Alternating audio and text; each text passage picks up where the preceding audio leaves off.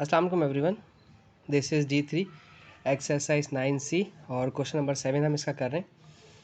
इसमें हमें एक ABPQ एक रेक्टेंगल डैश दे दिया है जिसमें हमें ये एक स्लोप दिया हुआ है। ये जो ABPQ आपको नज़र आ रहा है सामने की तरफ, ये एक स्लोप है और जो पीछे डॉटेड रेड लाइन है ABCD ये उसका बेस है और ये डैश के जो थोड़ा सा तिरछा हुआ है। अच्छा, अब हमें सिर्फ मालूम क्या करना है, हम जो रिक्वायरमेंट है हम सिर्फ उसकी तरफ जाते हैं। पहले मालूम करने का पहले रिक्वायरमेंट कहा है AC मालूम कीजिए। ठीक है, AC का मतलब क्या है, सिर्फ साइड AC मालूम करनी है। देखें, अगर ये साइड जो स्लोप है 75 है, चूँकि रेक्टेंगुलर है तो इस लिहाजा ये साइड भी आपकी 75 सेंटीमीटर ही होगी।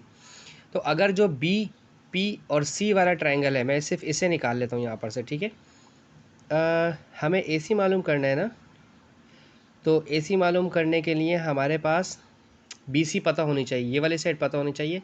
अगर ये BC वाली साइड पता होगी तो हम पाइथागोरस थ्योरम लगा के ये वाली लगा लेंगे, क्योंकि ये भी पीछे 90 डिग्री ही होता है हमारे पास, क्योंकि बेस है, रेक्टेंगुलर बेस है हमारे पास। ठीक है, तो ये चीज़ें हमारे पास हैं। सबसे पहले BPC ट्रायंगल जो है मैं उसको साइड में यहाँ पर बना रहा हूँ।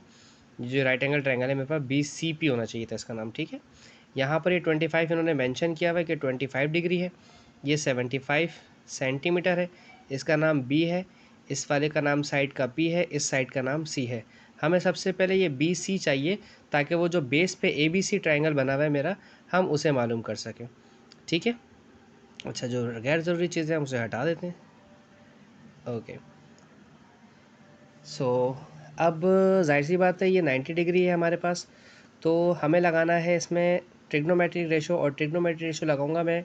मुझे BC बेस यानी कि एडजेसेंट मालूम करनी है, तो एडजेसेंट गिवन है और मुझे हाइपोटेन्यूज गिवन है।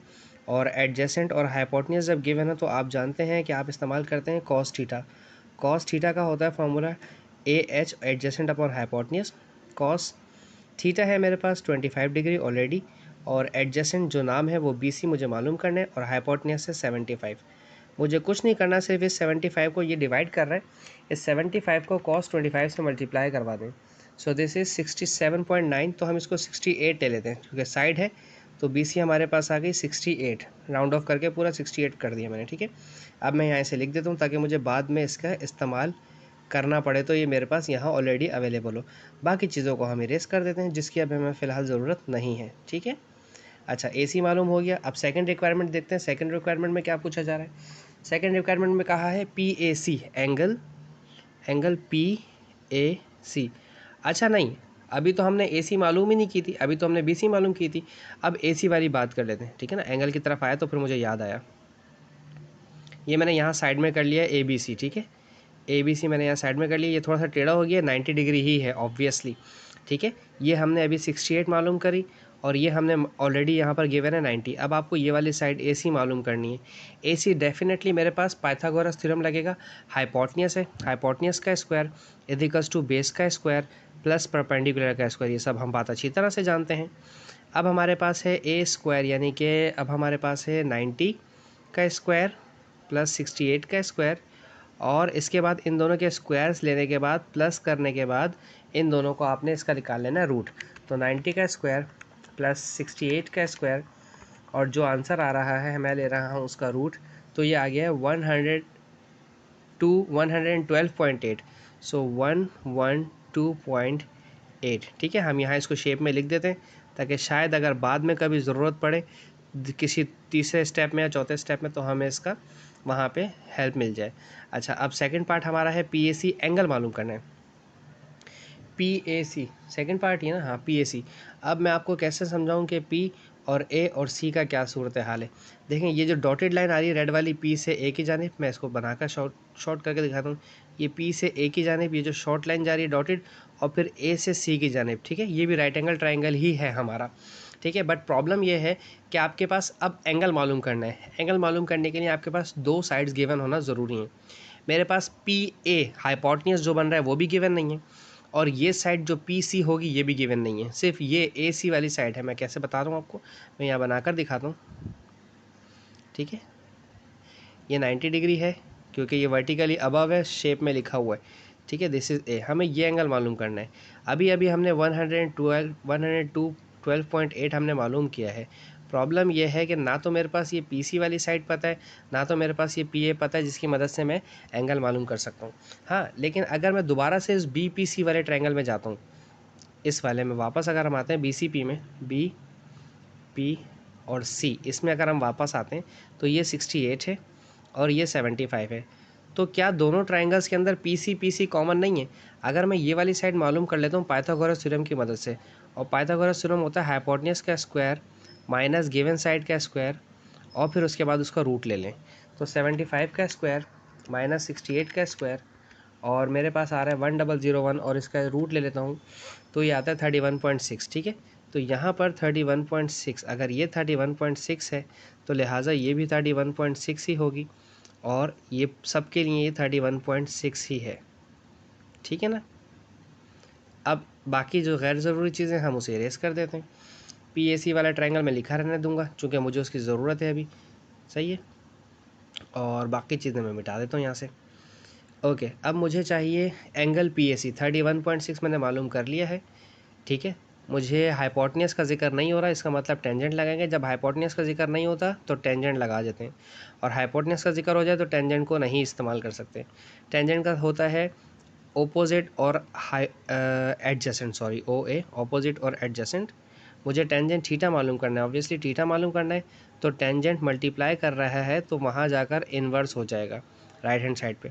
ओपोजिट गिवन या रिक्वायर्ड एंगल के ओपोजिट वाली साइड ओपोजिट होती है 31.6 और 112.8 एडजेसेंट है। ठीक है, इन दोनों को डिवाइड करवा दें। 31.6 डिवाइडेड बाय 112.8, सो ये आ रहा है मेरा 112.8, सॉरी मैंने 12 कर दिया गलती से। ये आ रहा है मेरे पास 0.2801। ठीक है, शिफ्ट दबा के टेंजेंट दबा देंगे, सो ये आंसर आ रहा है 15.6 डिग्री। थीटा है हमारे पास 15.6 डिग्री। ठीक है, अब मैं इसे वहाँ लिखने की कोशिश करता हूँ जो बहुत छोटी सी जगह है, ताकि हम वहाँ पर इसको लिख दें और बाद में हमें इसका इस्तेमाल भी बाद में हमें मिल भी जाए। ठीक है ना, कि मैं इसे इस्तेमाल करते हैं, यहाँ पर लिख देते हैं ताकि बाद में हमें काम आ जाए। 15.6 डिग्री हम यहाँ पर लिख रहे हैं, दिस इज़ 15.6 डिग्री। मुझे नहीं पता कि नेक्स्ट स्टेप में हमें इसकी ज़रूरत पड़ने वाली है या नहीं पड़ने वाली, बाकी चीज़ें मैं मिटा देता हूँ। मैं अब थर्ड पॉइंट में मालूम करने को कहा जा रहा है सी ए बी, और सी ए बी कहाँ पर है हमारे पास। ओके, इस शेप की ज़रूरत नहीं, इसे हटा दें। सी ए बी बिल्कुल नीचे की तरफ वाला जो ट्रायंगल है हमारा, मैं यहाँ बना देता हूँ, जो कुछ इस तरह से बना हुआ है। ठीक है ना। अच्छा, अब आपको लगेगा ये 90 डिग्री नहीं है, भाई ये 90 डिग्री ही है, क्योंकि रेक्टेंगल है, ए बी सी डी पूरा रेक्टेंगल है।